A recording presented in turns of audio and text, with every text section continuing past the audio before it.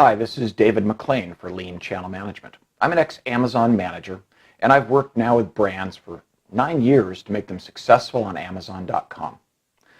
I'm talking to you as a vendor, not as a seller, who has a vendor manager at Amazon. This is someone that you've got a direct contact with, and you're typically doing over $1 million on Amazon to have a vendor manager contact.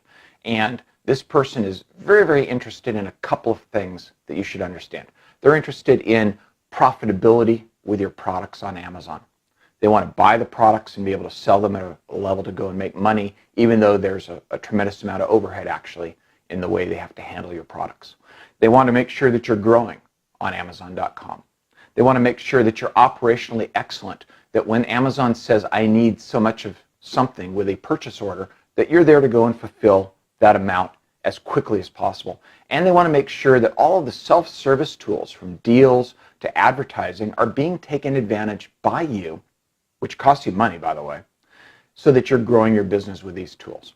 Amazon's very interested in all these things. They'll continually talk to you about it, and your vendor manager will meet with you to make sure that you understand all these things, and they'll talk to you about profitability in a way that actually is a legal way. They'll talk to you about products that are where they can't realize a profit or crap.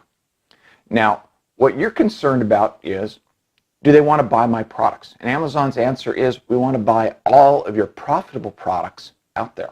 So you don't need, when you go to see your vendor manager, to bring samples, unless you're super, super proud about something.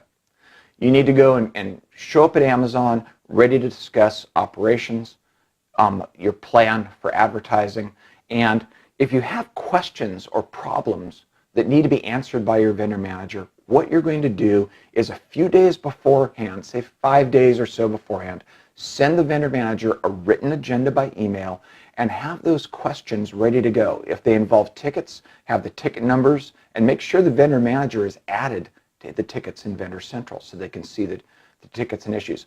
Don't surprise a vendor manager during a meeting with some question that's way off, like, hey, we're going to pull out if this thing isn't fixed. You should be messaging way before that meeting with any type of message like that. When you go and show up without any samples in South Lake Union to see your vendor manager, dress casually or business casual. Your vendor manager very well may be in a pair of jeans, a nice shirt, a nice dress, jeans and a top. They may have their dog with them, and this is a campus that's taken very seriously. These are great, smart people, and they don't dress up in business suits to try and impress anybody. They don't have to do that.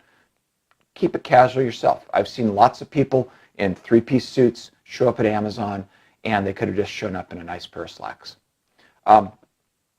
The other thing that's really important too is be cognizant of and care for your vendor manager's time. And that means that they're not there to have a 6-hour meeting with you all day long. They've got thousands of brands that they're working with. They'd like to have an hour meeting with you for lunch perhaps, or an hour meeting to discuss things and cover everything all at once. That's why the agenda is so important for them. If you can make it a half-hour meeting, even better. They'll really appreciate your guarding their time, as they say. When you are coming to see a vendor manager as well, it's a good idea to not stress them with tasking them out or tasking them to remember what you've talked about in your agenda.